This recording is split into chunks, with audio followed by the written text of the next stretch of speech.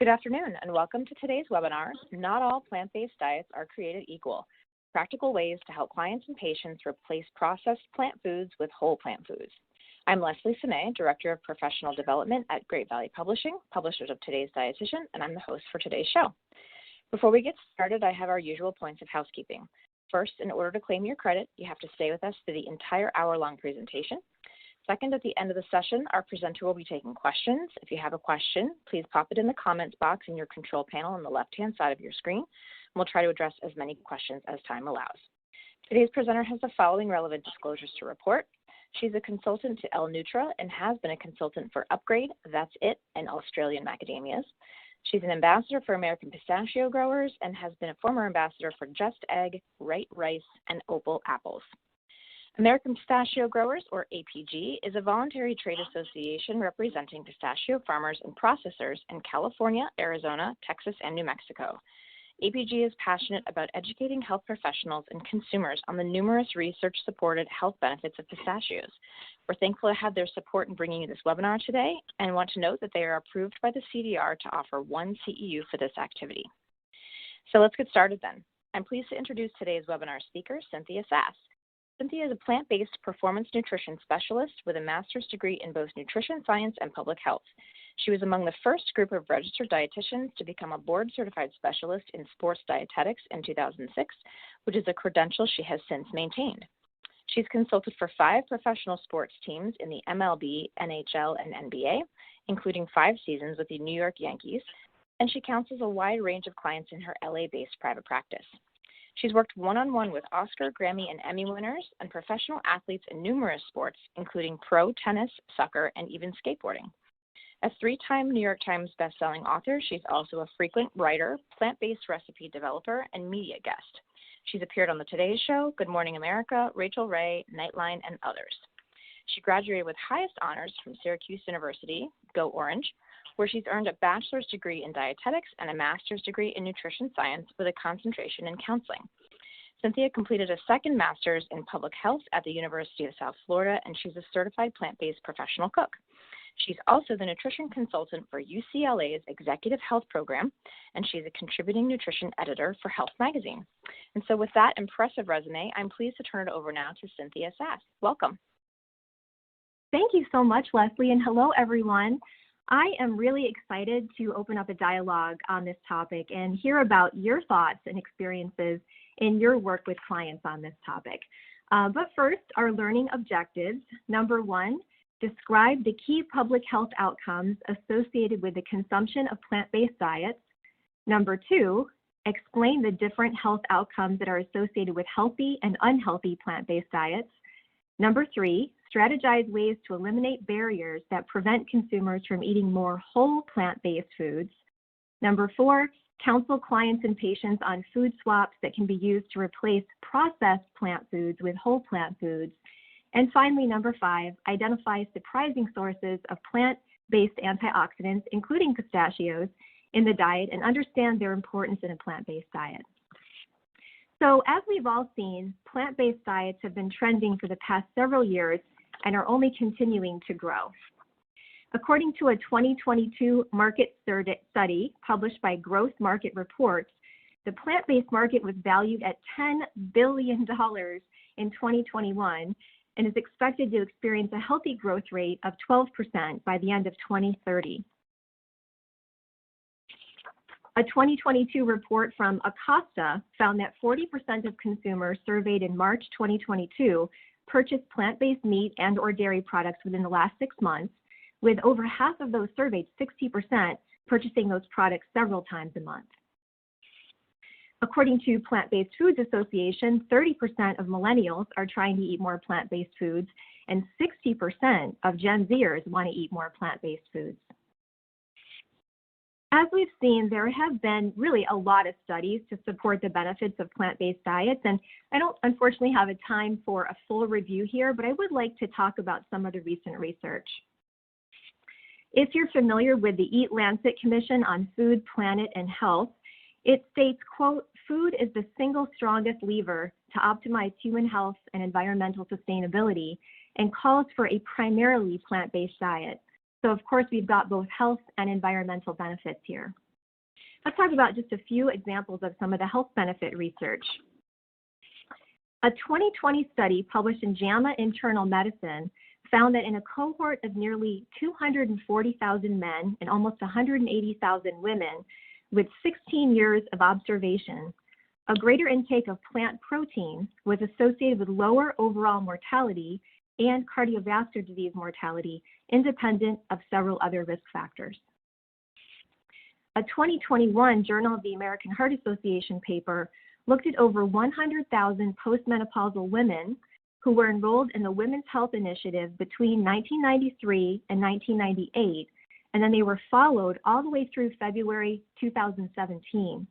And that data showed that substituting animal protein with plant protein was tied to a lower risk of all-cause mortality, cardiovascular disease mortality, and dementia mortality.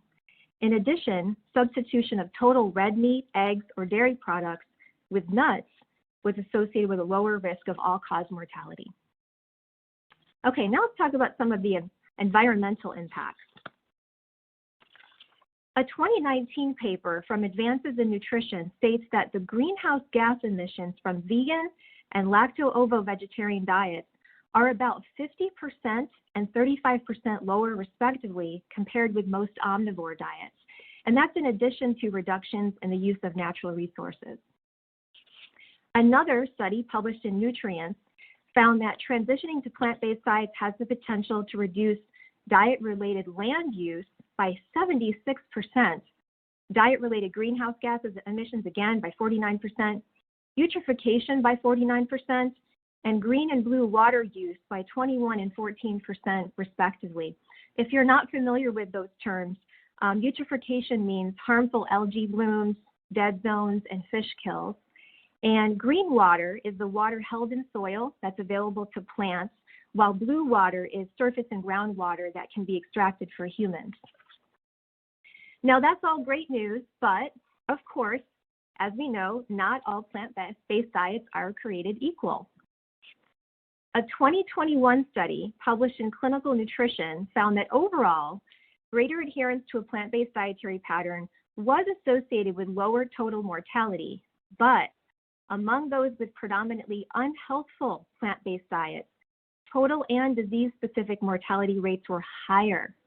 Researchers say that quality of plant foods really is crucial for reducing mortality in a population that mainly consumes diets rich in plant foods.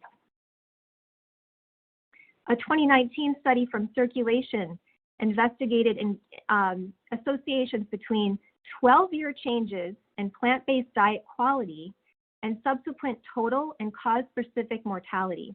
So they used a couple of different indexes here to measure quality. They used an overall plant-based diet index, a healthful plant-based diet index, and an unhealthful plant-based diet index to evaluate that diet quality over that term. Now, the researchers defined healthy plant foods as whole grains, fruits, vegetables, nuts, legumes, vegetable oils, tea, and coffee. And they categorized less healthy plant foods as fruit juices, refined grains, potatoes, sugar-sweetened beverages, and sweets/desserts. Now, I think one kind of note there, I think we can all agree that with potatoes, preparation really is a key factor because there certainly has been other research to found healthfully cooked potatoes to be protective. But okay, so that same study found that improving plant-based diet quality over that 12-year period was associated with a lower risk of total and cardiovascular disease mortality, whereas increased consumption of unhealthful plant foods over that period was associated with a higher risk of total and cardiovascular disease mortality. So specifically, a 10-point increase in the healthful index, so getting 10 points higher in the healthfulness of those foods over that 12 years, was associated with a 10% lower total mortality risk and a 9% lower cardiovascular disease mortality risk. On the flip side, a 10-point increase in the unhealthy or unhealthful index was associated with a 9% higher risk of total mortality and an 8% higher risk of cardiovascular disease mortality. A 2021 meta-analysis from Frontiers in Cardiovascular Medicine found that among studies that do use this kind of an index, unhealthful plant diets were associated with increased risk of cardiovascular disease mortality. Conversely, healthful plant diets were associated with a decreased cardiovascular disease incidence. So obviously, quality really is key here when it comes to plant-based diets. Now, what about plant-based meat substitutes? This is probably the number one question I'm asked about from clients who are interested in plant-based diets. It just constantly pops up. And as you'll notice, these foods really did not make it into either definition of healthful or less healthful plant-based foods. So there are a handful of studies on their impact, but most really have looked at meat substitutes versus meat rather than meat substitutes compared with whole plant foods. So in any case, I'd like to take a look at some of that research, and spoiler alert, the results are mixed. Now, you may be familiar with a 2020 study published in the American Journal of Clinical Nutrition from Stanford researchers called SWAP Meat. The subjects consumed 2 or more servings per day of plants, which in this case was Beyond Meat, or animals, which is primarily grass-fed meat and some chicken, for 8 weeks each, while keeping all other foods and beverages as similar as possible.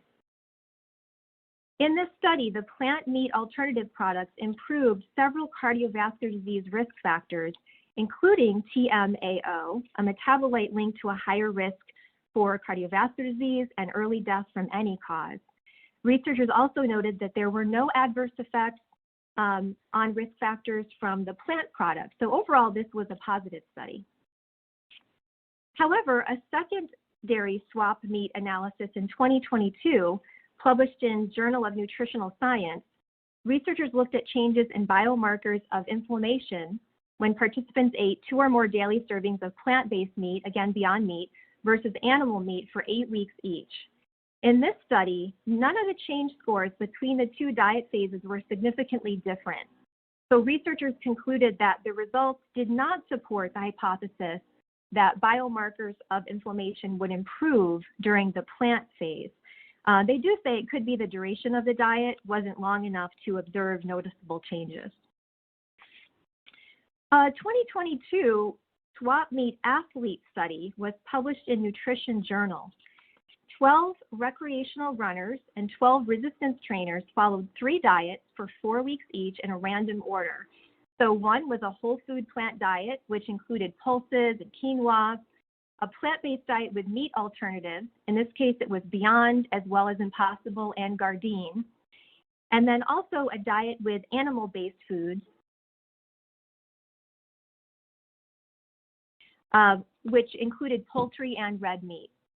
The average protein intake for all 3 diets met International Society for Sports Nutrition recommendations, and researchers found no mean differences in 12-minute run time or 12-minute timed run or resistance training outcomes. So they concluded that recreational athletes can maintain athletic performance on both an omnivore diet and 2 diets that are predominantly plant-based. Of course, this was a small study and it was short-term, but essentially it was neutral as far as meat substitutes go. A 2021 randomized control trial published in Foods assessed changes to the gut microbiota when 20, again, small study, 20 participants replaced several meat-containing meals per week with plant-based meat alternatives compared to a size-match control. And in this study, researchers concluded that the occasional replacement of animal meat with plant-based meat alternatives can promote positive gut microbiome changes. So this was another positive for faux meat. A 2021 paper in Journal of the Academy of Nutrition and Dietetics looked at the nutritional quality of plant-based ground beef alternatives, so those faux ground beef products available in the U.S. marketplace versus actual ground beef. The conclusion was that plant-based alternatives offer both nutritional strength and shortcomings. In this analysis, they noted that plant substitutes provided less protein, zinc, B12, and more sodium, but they also contained more fiber, folate, niacin, phosphorus, manganese, and copper.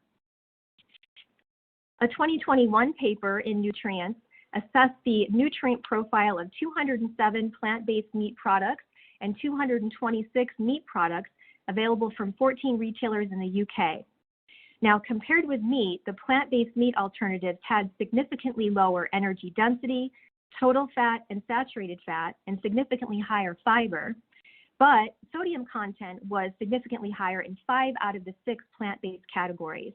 This led the researchers to conclude that overall, quote, plant-based meat products have a better nutrient profile compared to meat equivalents. However, more progress is needed to reduce salt in these products.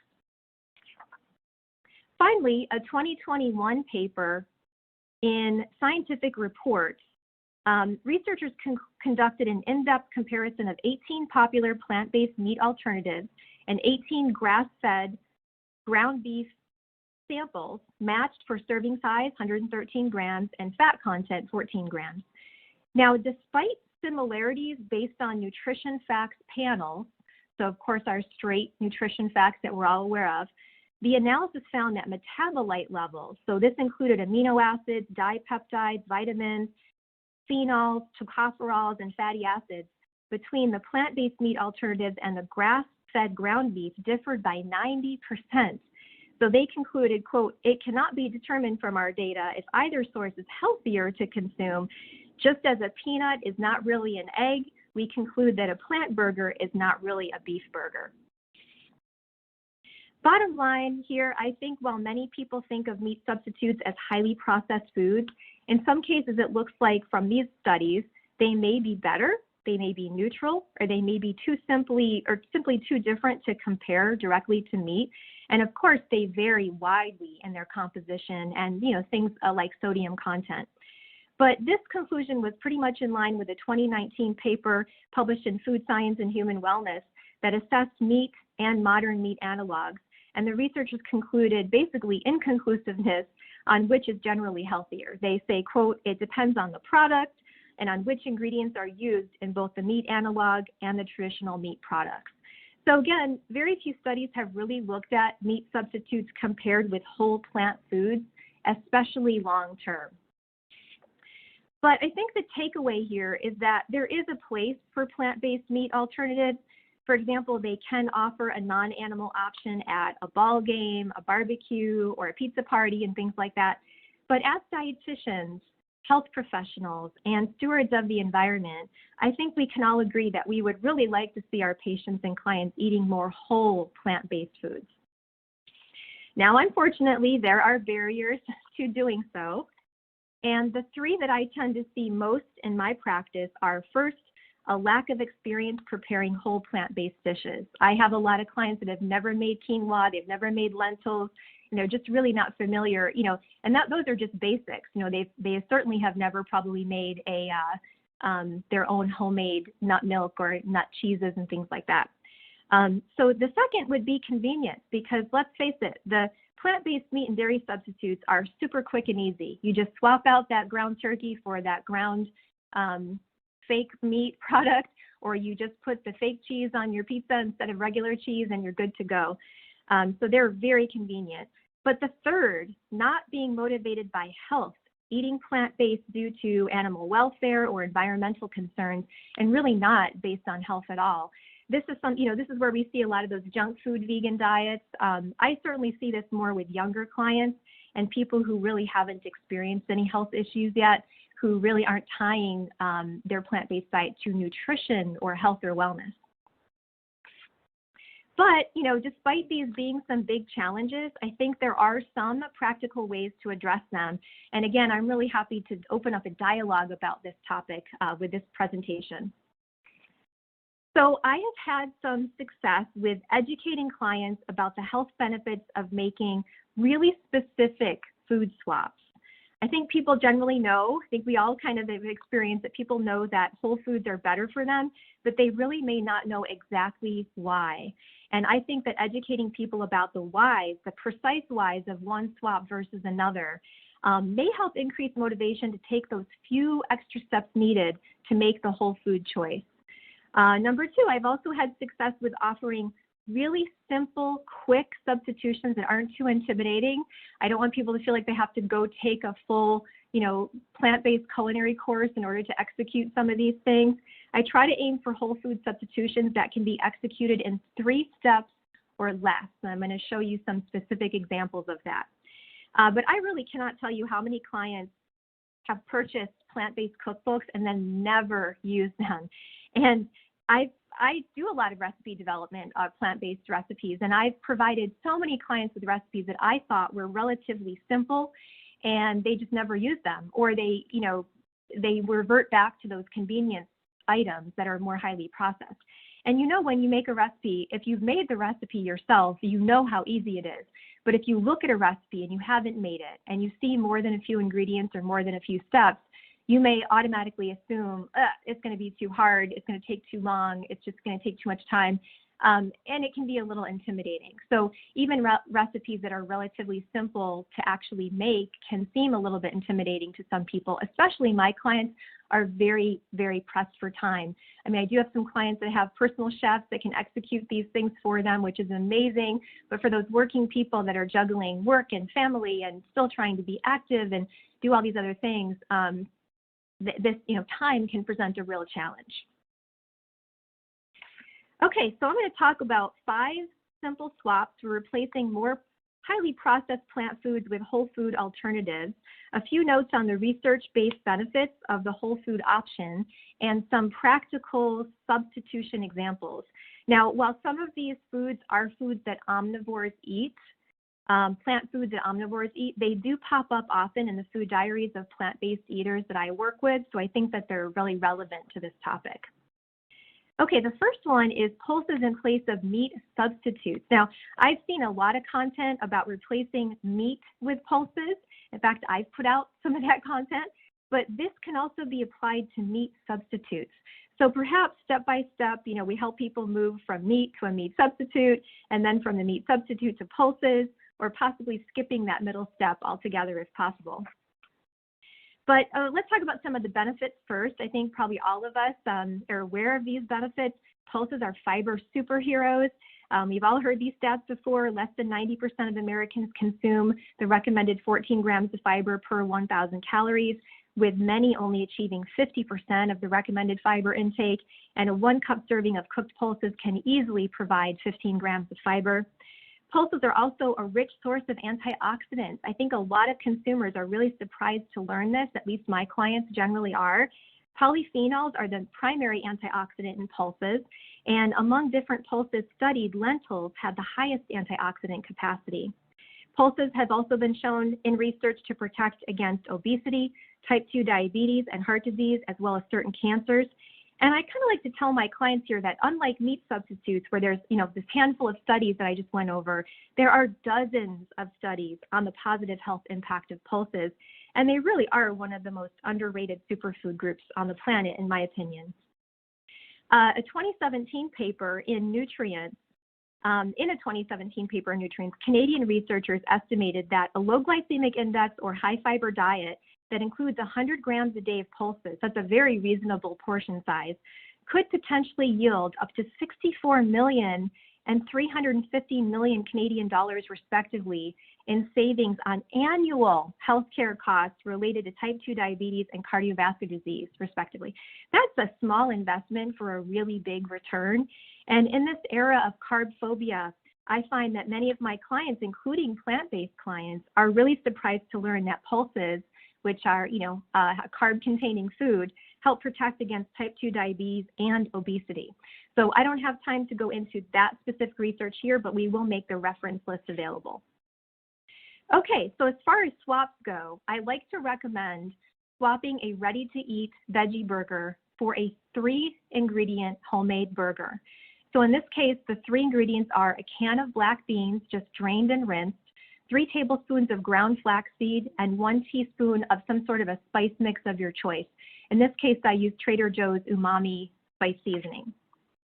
So what I do is I just dump those into a bowl, and then actually just using my hands, my washed hands, I just mash it up and then form it into 2 patties. So this will make 2 patties. And then after forming it into a patty, just cook it on the stovetop over like low to medium heat for about 5 minutes on each side, and that's it. So this is obviously a really rich, you can see all the black beans in there, source of fiber. It's got 8 grams of fiber per patty and 12 grams of protein per patty. If someone needs a higher protein meal. Of course, there are other ways to add protein to that meal, like using a tahini, sauce on it and things like that, of course. But okay, another one is swapping lentils in place of loose ground meat and anything from tacos to chili, stuffed peppers, pasta, and more. So that plant-based loose ground meat, there are a lot of those products out there now, and just using lentils simply in place of that is a great whole food substitute. So even though these Trader Joe's steamed lentils are in a package, they are still considered a whole food plant option. And many people aren't aware that unlike bagged dry beans, dry lentils don't have to be soaked. They don't require soaking. So even if you're going to buy a bag of dry lentils and cook them, it is much faster and easier to prepare than many people think. But pre-cooked lentils, ready-to-eat lentils like these Trader Joe's steamed lentils offer a great shortcut. Another simple swap in this category of replacing a faux meat with a whole food option would be a reverse plate or a bowl. I see a lot of clients when I get their food journals or I'm looking at their food diaries that they will place a veggie burger on top of a salad or a bed of veggies. And instead, I encourage them to start with a scoop of cooked pulses as a base and then place the salad or cooked veggies on top and sort of mix up the type of pulses that they consume for variety. All right, so if we're going to offer a client or patient a comparison chart, here would be one with meat substitutes on the left and pulses on the right.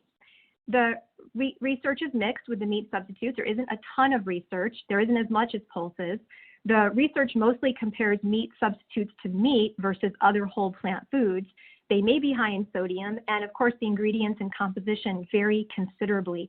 Whereas on the right, pulses, solid research-backed health benefits for obesity, type 2 diabetes, cardiovascular disease, and cancer. High in fiber, fiber superheroes, antioxidant rich, which may be surprising to a lot of people. And they're very affordable, quick, and easy. And even a shortcut packaged option, again, counts as a whole food plant alternative.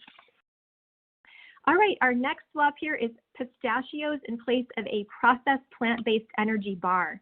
Now, of course, some energy bars are better than others in terms of their ingredients, but many of my clients really aren't aware of just how highly processed their plant-based energy bars are because they're not looking at those ingredient lists necessarily, or the benefits of reaching for a whole food option like pistachios instead. A new study conducted by Cornell University and published in the journal Nutrients found that pistachios have a very high antioxidant capacity, among the highest when compared to values reported in research of many foods commonly known for their antioxidant capacity.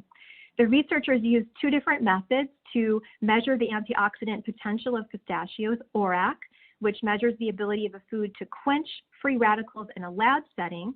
Here, pistachios were second only to cranberries, and CAA, which measures activity in a cell, how the cells take up or absorb the antioxidants, which is considered reflective of what may happen in the human body. And here, pistachios were second only to pomegranates. Now, as we know, everything from eating, breathing, exercising to chemicals we encounter in the environment can generate free radicals, which attack healthy cells, which leads to damage thought to contribute to inflammation, aging, chronic conditions, including heart disease and cancer. So consuming antioxidants to counter free radicals is really key. And it's been my experience that even many very nutrition-conscious clients have no idea just how high pistachios rank in antioxidant capacity. And along with that antioxidant protection that pistachios offer, there are also several key nutrients that support immune function, which in my practice has definitely remained in the top 3 topics I'm asked about. And you can find both of these infographics about pistachios at americanpistachios.org. Okay, some of the simple swaps. Well, first of all, you could just swap that more highly processed plant-based energy bar for just pistachios, just a serving of pistachios. Many of my clients aren't aware that one serving, which is 49 pistachios, provides as much protein, complete protein, as one egg. So they can also be combined with a portable fresh fruit option for people that are seeking both protein and carbs to replace that energy bar. Or I like to offer a simple 3-ingredient recipe for pistachio energy balls. So this is the recipe here, three ingredients and 3 simple steps.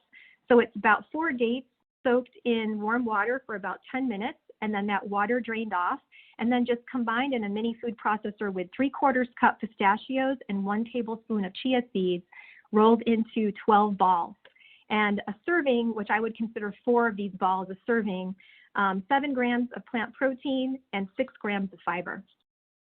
And of course, these can be, put into a little baggie or a little container to take with you on the go, just like you would that plant-based energy bar.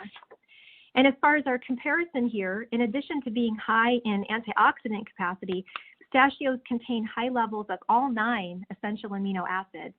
Their ability to support immune function and the fact that they're ready to eat, portable, and non-perishable are bonuses that make them a great whole food substitute for a more highly processed energy bar. And with those energy bars, of course, on the left here, that ingredient and composition may vary considerably. They may be high in added sugar, and they may contain unrecognizable ingredients. All right, my next swap is dates in place of added sugar.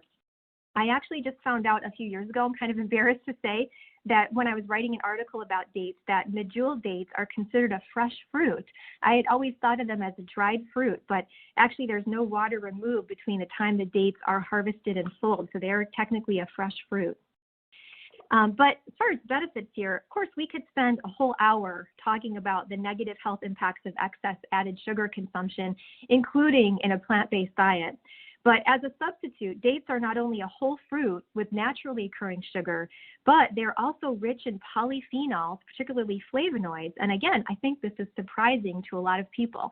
I think when people think of antioxidants, obviously they think of berries, they think of things like pomegranate, but they don't necessarily think dates. And several studies have linked date consumption with positive health outcomes, including improvements in glycemic control, again, a surprising outcome for many people, gut and brain health. A 2015 study published in the British Journal of Nutrition, 21 healthy men and women, so it was a small study, but 21 healthy men and women were randomly assigned to eat either 7 dates per day, seems like a generous amount, or a control addition of carbohydrate and sugars that kind of was comparable to the amount in the dates for 21 days. After a 14-day washout period, the groups switched. Researchers found that while eating dates, the study subjects experienced improvements in their bowel movement frequency and significant reductions in stool ammonia concentrations, a risk factor for colon cancer. A 2020 study published in Nutrients tested date consumption on both lipids and glycemic regulation. 100 men and women with type 2 diabetes were randomly assigned to either eat no dates at all or 3 dates a day for 16 weeks. The date eaters experienced a statistically significant decrease in total cholesterol and LDL, and their hemoglobin A1C did not change during that study. And the mean glycemic index for dates is 42. So they are considered to be a low glycemic index fruit, which again, I think surprises a lot of people because they're so sweet. People think of them as, a fruit that they should avoid sometimes, which they shouldn't. Okay, as far as some swaps, I recommend blending a date or 2 into smoothies in place of agave or a more processed fruit juice or a form of added sugar. Or just finely mincing dates to add sweetness to oatmeal. So you get a little bit of date in each spoonful of the oatmeal, or in place of brown sugar, or soaking and pureeing dates to use in anything from pancakes to baked goods. You can definitely substitute in many recipes pureed dates, in place of added sugar in baked goods. But there are also several really good 3-ingredient or less date dessert recipes. One is a really simple date caramel that you can use with fresh fruit. And that's just, again, dates soaked in warm water for about 10 minutes with the water drained off, and then just blended with unsweetened almond milk and pure vanilla extract. It makes a fantastic, if you have a really good high-powered blender, it makes a beautiful sort of like caramel sauce. But another one would be really simple cocoa date cookies, sort of cookies, mock cookies. So I make these, again, 3 steps, or 3 ingredients, 3 steps. 4 large dates soaked in warm water for 10 minutes with the water drained off, and then just blended in a mini food processor with 3 tablespoons of raw cocoa powder and a 1/4 teaspoon of sea salt. And then just form them into little kind of thumbprints, and then you can eat these as no-bake treats. You can also bake them in the oven for about 10 minutes. It really won't change the texture at all, but it'll just kind of warm them up nicely if you prefer that. Okay, as far as our comparison here, added sugar, of course, lacks nutrients, antioxidants, and fiber, and per the CDC, excess amounts are linked to health risks, including weight gain, obesity, type 2 diabetes, and heart disease. Whereas with our dates, naturally occurring sugar bundled with antioxidants, again, perhaps surprising to some people, along with fiber, and real research-backed benefits, including glycemic regulation, cardiovascular disease protection, and gut health.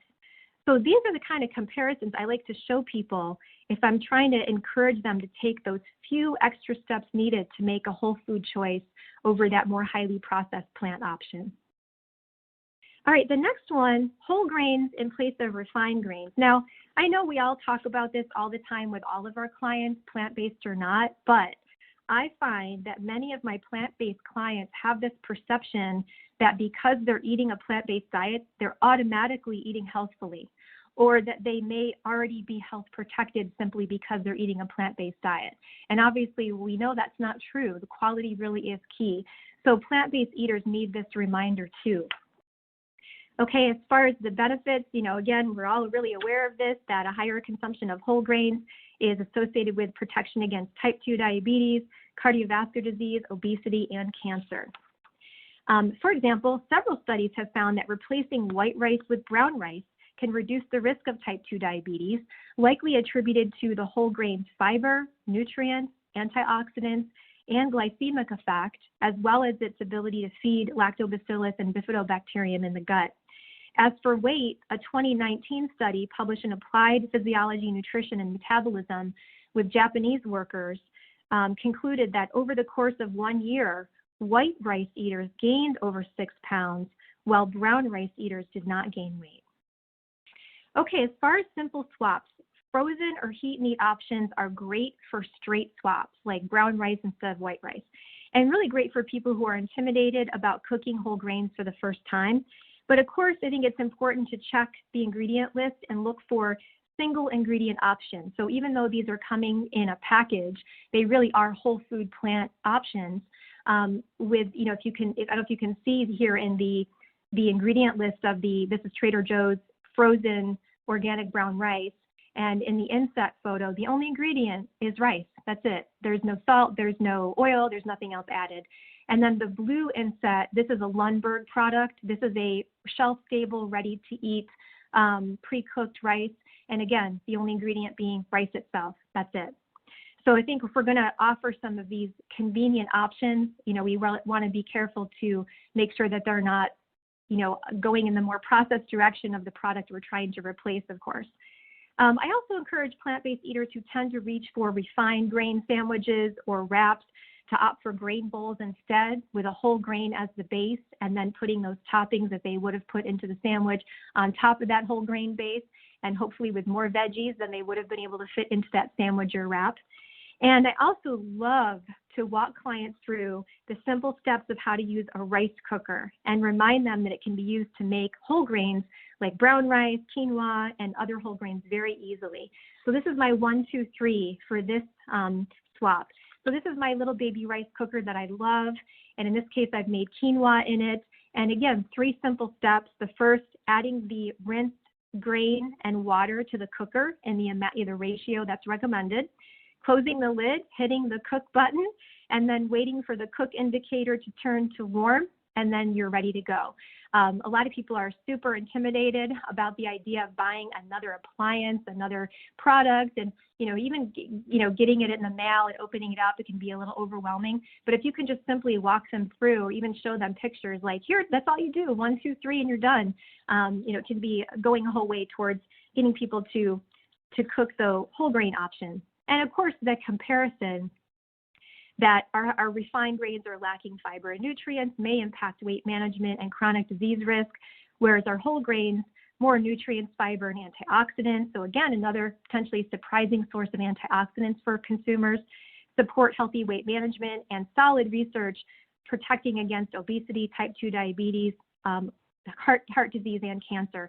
And again, in these carb-phobic times, I find that many of my clients are surprised to learn that whole grains protect against obesity and type 2 diabetes. So I kind of see two types of plant-based eaters. I have ones that are just really not looking at nutrition. They're just like, again, oh, if I'm eating plant-based, I'm automatically eating healthily. And then others that are actually carb-phobic, who are cutting out higher carb whole plant-based foods and replacing them with more highly processed, lower carb plant options, thinking that that is a better choice, when in reality, they're not really looking at this big picture of nutrition and disease prevention. All right, my final swap is avocado in place of faux dairy. Now, in addition to plant milks, which we saw the statistics that that's definitely one of the plant-based products people are buying, but I sometimes see a lot of highly processed faux dairy products in my clients' food journals. So I'm talking about plant-based cheeses and plant-based spreads and dips and cream cheeses and things like that. And in many cases, people have really never even thought about using a whole food alternative like avocado instead. Benefits are many. They have been shown to help boost satiety, support healthy weight management and cardiovascular health, and positively impact the gut microbiome. And you can see the references there in the bottom right corner, which I don't have time to go into all of them. But a 2021 study in the British Journal of Nutrition found that people who consume more avocados had significantly higher intakes of monounsaturated fat, fiber, vitamin E, magnesium, and potassium. So some of those key nutrients that many people tend to fall short on. A 2021 study in the Journal of Nutrition looked at 105 overweight or obese adults who received either a meal with one avocado or an avocado-free meal with a similar calorie level and ingredients every day for 12 weeks. And the women in this study, the women in the avocado group, experienced a reduction in visceral fat and a shift in the ratio of visceral to subcutaneous fat, with it shifting away from visceral fat.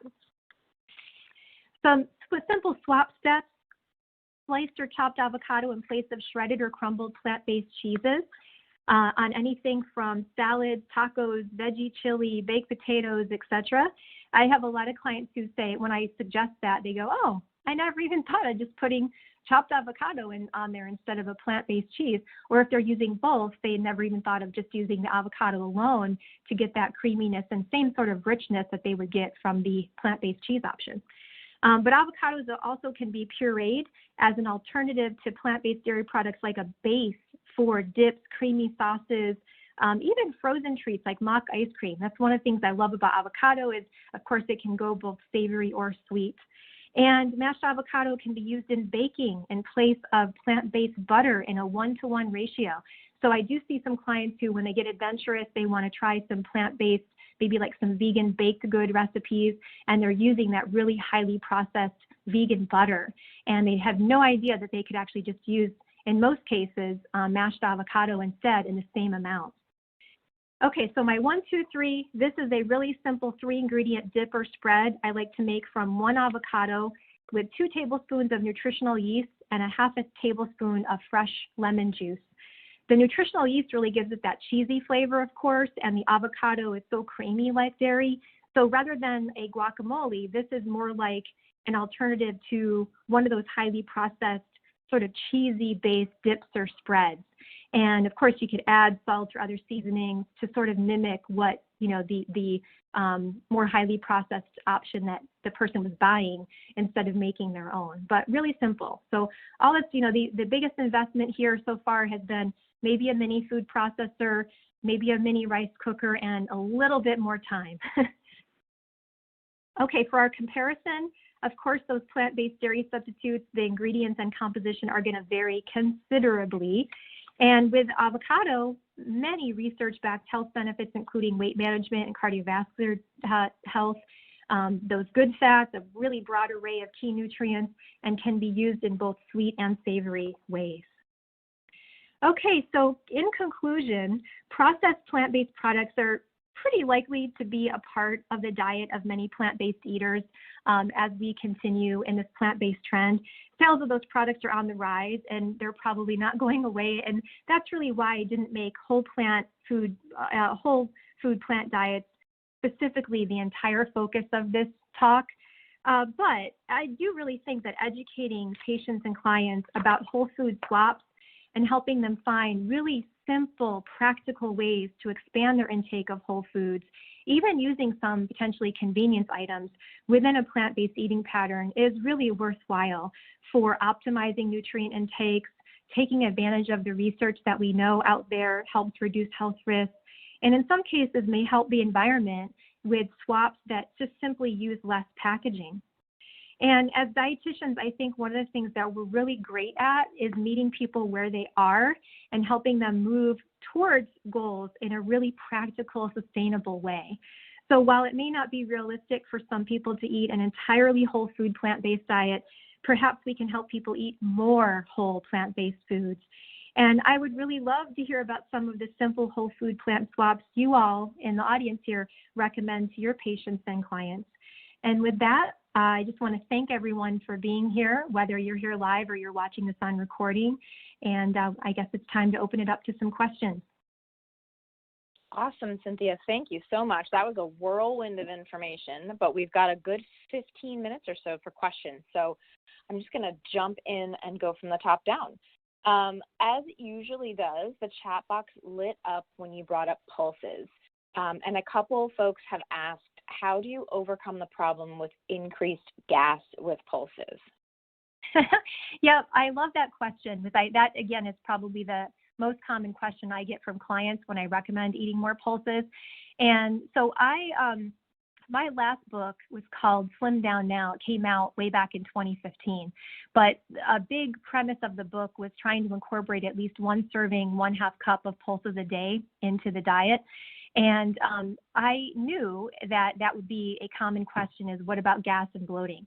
So I actually included some research in that book that showed that in a controlled study where they had one group add the control food, which was cooked carrots, which aren't known to increase gas and bloating, and another group added that 1/2 cup serving a day of pulses. And they followed people for a period of time, I believe it was 8 weeks. What they found was that the majority did not experience an increase in gas and bloating as they expected. There was a percent, I believe it was in the 30 to 40% range that did, but the majority did not. And the ones who did, every week that they kept eating pulses, those symptoms improved to the point where at the end of the study, they matched the control.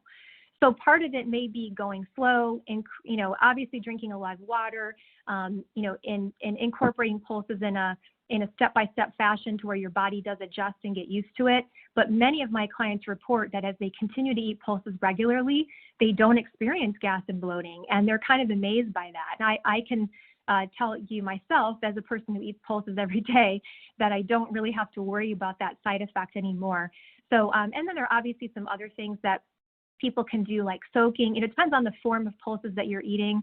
But I actually, in the book, for people that were concerned about that, I included a chart that I called a toot tracker. And it was basically to actually track your own flatulence, because that was done in some of the research where people had to, keep track of it. And what many people find to do that is it's not as bad as they think it's going to be. But if you're concerned about it, maybe reserve pulses for your last meal of the day when you're going to be home. You can be in more comfortable clothes. You can be in an environment where it's not really an issue, versus maybe eating them for breakfast and then going to the office. But there are definitely ways around that. And the great news is your body does tend to adjust very nicely for most people. Great. I love the toot tracker. That's awesome. Okay, so let's shift gears a little bit to tofu. A few folks were asking if tofu is considered a faux meat or a whole food. Many folks love to eat tofu, so where would you categorize that? Oh, that's such a great question. I think I would put it more in the whole food category. When you look at the ingredients, it's whole soybeans. And if there are some tofu products out there that are non-soy based for people that have any kind of soy sensitivity or allergy. Like there's one that's just made with whole pumpkin seeds. and the only ingredient is pumpkin seed. So if you're looking at the ingredients and you see that the whole food, it's not an extracted food or extracted from a plant food, but it is actually the whole food ground up, like whole soybeans, which are making tofu. I would consider that a whole food instead of a in the category of the meat substitute. Great, makes sense. Okay, dates. You talked a lot about dates, and I love dates. Nancy asked, what do you think about date syrup? You know, Nancy, I'm so glad you asked that because I thought of that just before we got on this webinar, and I didn't get a chance to do it, to look up if date syrup if there's anything removed. I'm pretty sure there's nothing added, but I don't know if anything is removed. So I think that would be my question is if date syrup truly is just concentrated whole, pureed dates, I would be all for it. I don't think that the fiber or if anything has been removed, to me, that would put it in a different category. But, soaking the dates, like just soaking them for 10 minutes and then just pureeing them is so quick and easy that if you don't have date syrup on hand, I think, it's going to lend a little bit different texture because those pureed whole dates are going to have a little bit more thickness.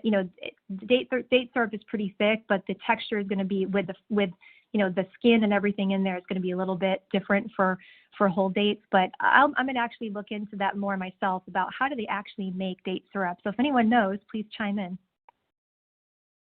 Perfect. Okay, great. All right, so let's shift gears again with the recipes. And by the way, I think almost everyone has requested your recipes. So I'm going to go out there and say, we will get those and put them in a PDF and email them out to everyone who's on the session today, or everyone, I should say, who has registered for the session.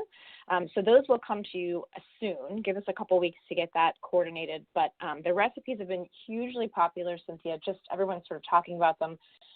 Jennifer is asking, do you prefer to use a rice cooker when it comes to pulses? Do you prefer to use a rice cooker or an Instapot with lentils for easy cooking? Is there a sort of mechanism that you prefer that you find works the best? Yes, funny story. Yesterday, I tried to make lentils in my mini rice cooker, and I put too much water in, and I was so excited because they smelled really good, and I was like, "Ooh, my lentils are, getting cooked." And when I heard the little ding where it goes from the cook to the warm, which means they're done, I went over. I had a huge pool of water, not only all over my countertop, but all over the floor too. And I have a broken wrist right now, and I have a cast on my wrist. So cleaning all that up with one hand was not fun. It took a long time. So you do have to be careful with the rice and grain cooker about the water level. But you can cook them in a pressure cooker. That would be probably, most people don't have that, but if you do have a pressure cooker, that is an awesome way to cook lentils really quickly and easily. But the rice cooker, I would just use caution with the lid. When the lid goes on, it doesn't completely seal, so it's not going to keep that water in like it didn't in my kitchen. So I have that one I showed you is very small. So I put 1 cup of lentils and 2 cups of water, and it just was too much for that size. So if you have a much larger rice cooker, it probably would work nicely. Perfect. Okay. Let's see. Okay, so sticking with some of the swap recipes that you mentioned, Carol was asking, for clients that don't have a food processor, are there alternative suggestions that you have to make the recipes, specifically the energy balls? That seemed to be the one that everyone's excited about, but what suggestions alternative to a food processor do you have to get those recipes going?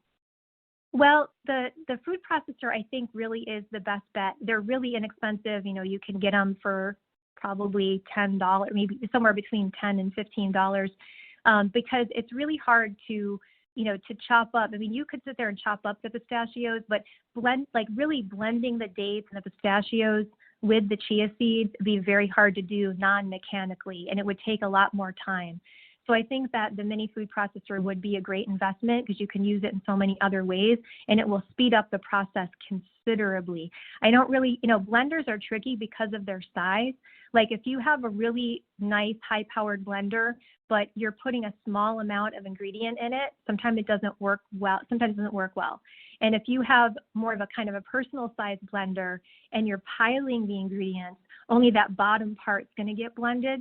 So what I like about the mini food processors, it has that little bit wider base and a wider blade.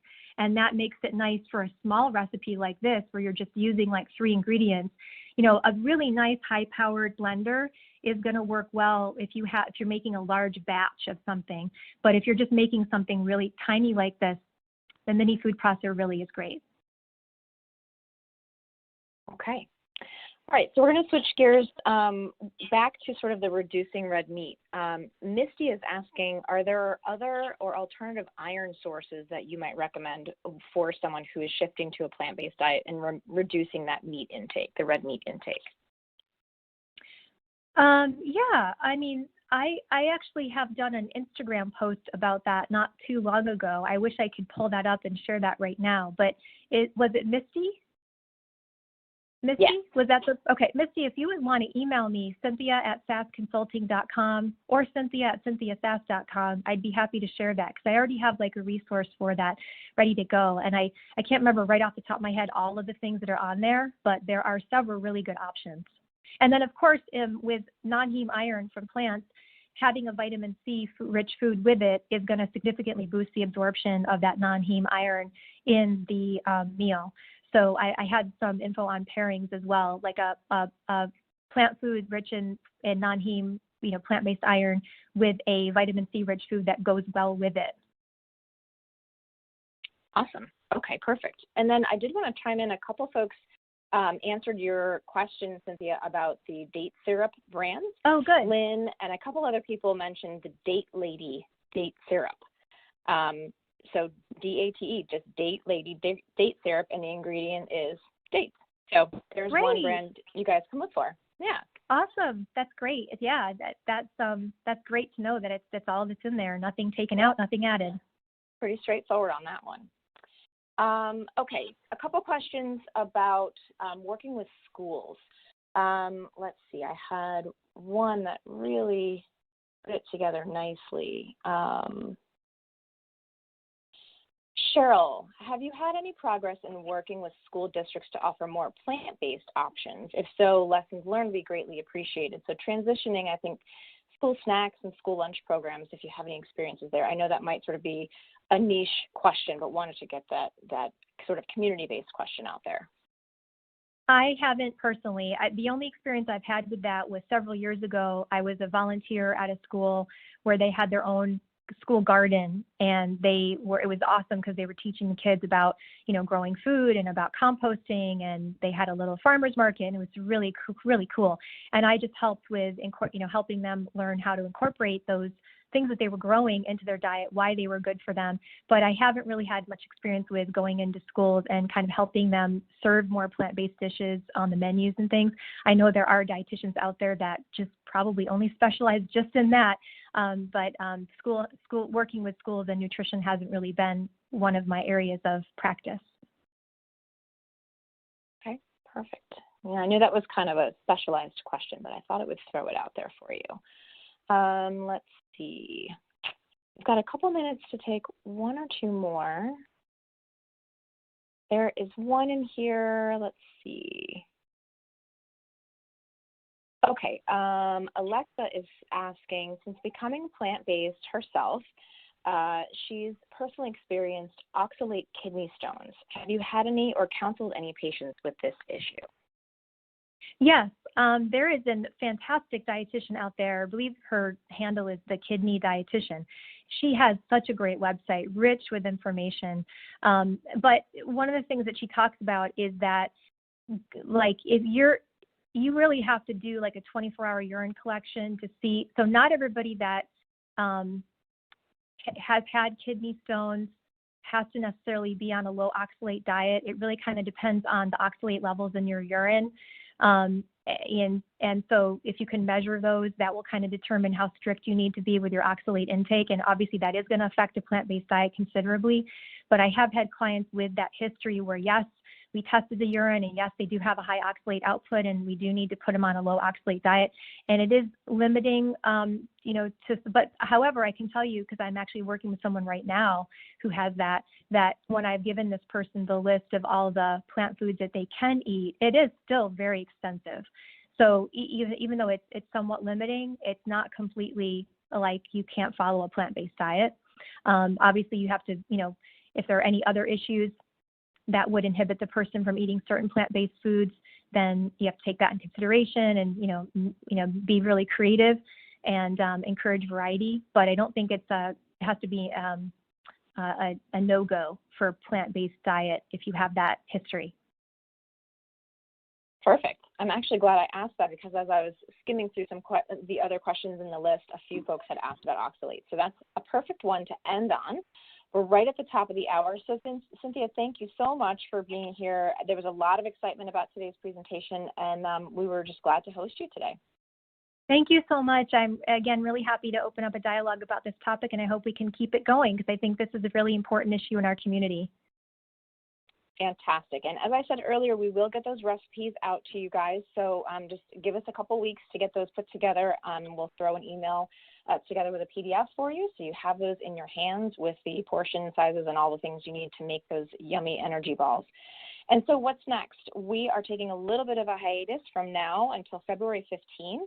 From 2 to 3 p.m., we're going to host Holly Moran for Rethink Your Drink, Motivate Your Patients to Reduce Intake of Sugar-Sweetened Beverages. In this complimentary webinar brought to you by Splenda, Holly's going to share simple swaps for sugar-sweetened beverages and discuss important communication strategies that dietitians can use to motivate clients to achieve health goals while still enjoying their favorite drinks. You can register at ce.todaysdietitian.com. Your attendance certificates are now available to download. Follow the instructions on the screen, and this is also the last slide in the presentation handout if you need to refer back to it. This will take you to the webinar evaluation, which you'll complete and then be able to access your certificate. And so with that, we've come to the end of the hour. Thank you all for joining us today. Have a wonderful rest of your Thursday and a great rest of your week.